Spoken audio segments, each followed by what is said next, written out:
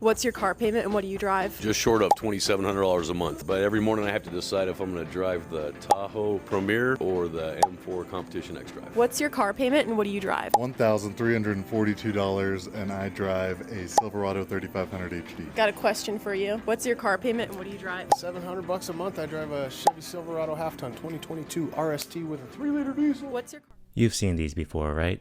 These types of videos have become so popular all over social media, with many of them getting millions of views. The shock factor from hearing people paying insane monthly car payments make these go viral. So why wouldn't car dealerships keep pumping this kind of content out? It's great marketing for them to get eyes on their business. But these videos serve another purpose for dealerships too.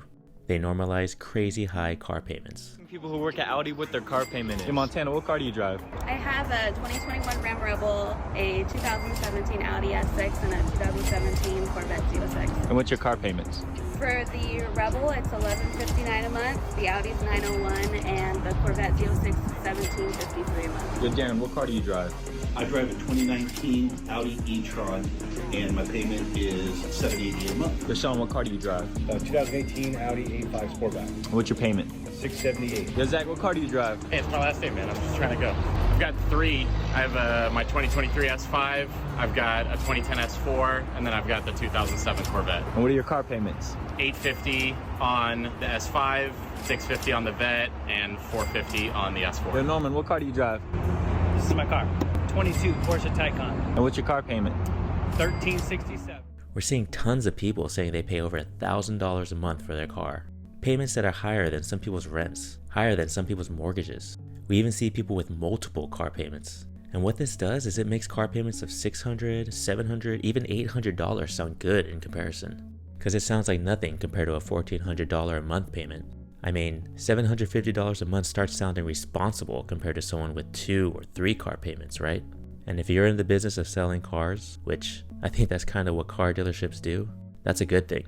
Because according to this Kelley Blue Book report, the average price of a brand new vehicle passed $50,000 for the first time ever in September of 2025. Here are a few numbers that illustrate how tough it has become. Just 10 years ago, car payments were nearly half of what they are today. The average is $760 a month right now, but quite a few customers pay more than that. A near record number are paying over $1,000 a month and have been for 4 straight quarters. It is almost like borderline disturbing how acclimated everyone has gotten to the idea that, you know what, I've got 700, I've got 1,000, I've got all these dollar figures that other people say, hey, that's my rent, hey, that's my mortgage from 10 years ago.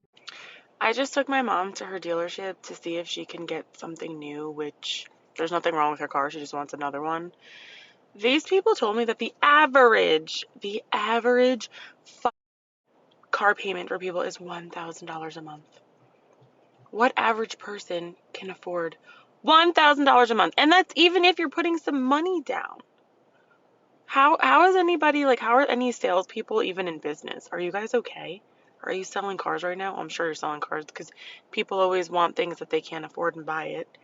I feel like if I wasn't there, my mom would have done something stupid. But goddamn, my payment is $412. Apparently that's a hot commodity. I'm gonna ride this shit till the wheels fall off because $1,000? No. This TikToker is exactly right to be shocked that it's so common for people to pay $1,000 a month on a car. But that's exactly what dealerships are trying to do. They're trying to normalize these insane prices. We need to take a step back and stop focusing on just what the monthly payment is going to be. Instead, focus on what the total out-the-door cost of the car is first. That should be the starting point of what your budget is for a car, not what you can afford per month. It's a very expensive unit he's trying to buy. I don't know if we're going to be able to get to that, man. So right now, your out-the-door price on this vehicle is going to be $48,052 with 1 cent. What kind of payment are you trying to pay, sir? Well, I'd like to be about $625, $630. As far as financing the vehicle, do you know how long you want to finance this particular vehicle? Right now, I got 48 months, 60 months, and 72 months. I could possibly go up to maybe 82, maybe 84 if you're trying to finance a little bit longer to get the payment lower. I probably need to get it lower. I don't need to finance in the TT&L either. You're going to pay your own TT&L? Yep. This person on the phone actually knew the total out-the-door cost of the vehicle at $48,000, yet he was still only focusing on getting the monthly payment to $625 to $630. He was even willing to extend his loan term from 48 months to 60, 72, or even 84 months, which is absolutely crazy. He didn't care that he was going to spend an extra 2 to 3 years paying off his car. He only cared about getting the monthly costs that he wanted. This just shows that he truly cannot afford this car, and he's being financially reckless by trying to do a deal like this. Now you guys know I love when you go out and buy cars, but please make sure you can actually afford them. Someone came to the dealership yesterday and literally just dropped off their car. She walked up to my manager's front desk and told him straight up, there's no way I can afford this anymore. She said that she's had the car for 2 years and that she's tired of trying to keep up with the payment every single month.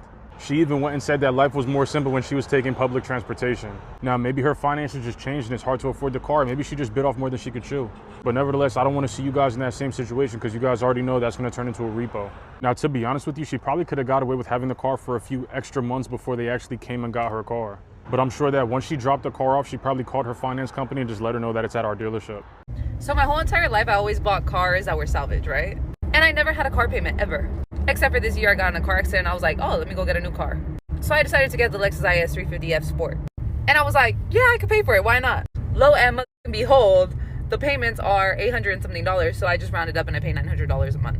Not only do I pay $900 a month, but my insurance used to be $360.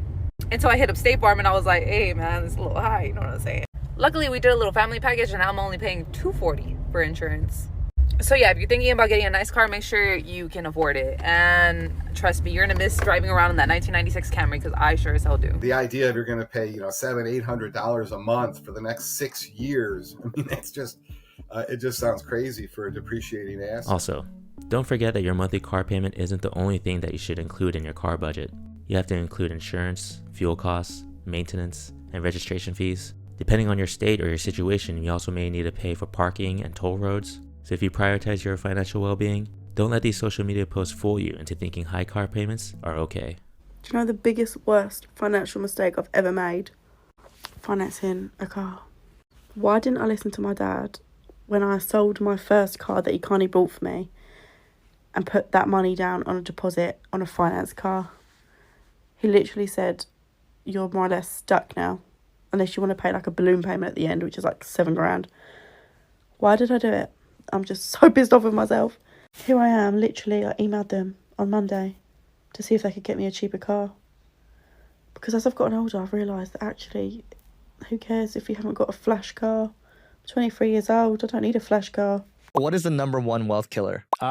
Yeah, new cars, car payments in general. So I made this video last year about the #1 wealth killer that nobody talks about. In my opinion, I don't think anybody should ever buy a new car. If you're trying to be financially savvy, never buy new, because buying a new car is basically just throwing your money away to depreciation most of the time. And how much are you losing once you drive the car off the lot? Yeah, off the lot, depending on the model, 15%, 20% right off the top there. And then in the first 3 years, you typically lose 40% of the car's value. That's typical depreciation curves. I want to hear your thoughts too. Leave a comment below and let me know what you think. That's all from me on this one. I'll see you in the next video.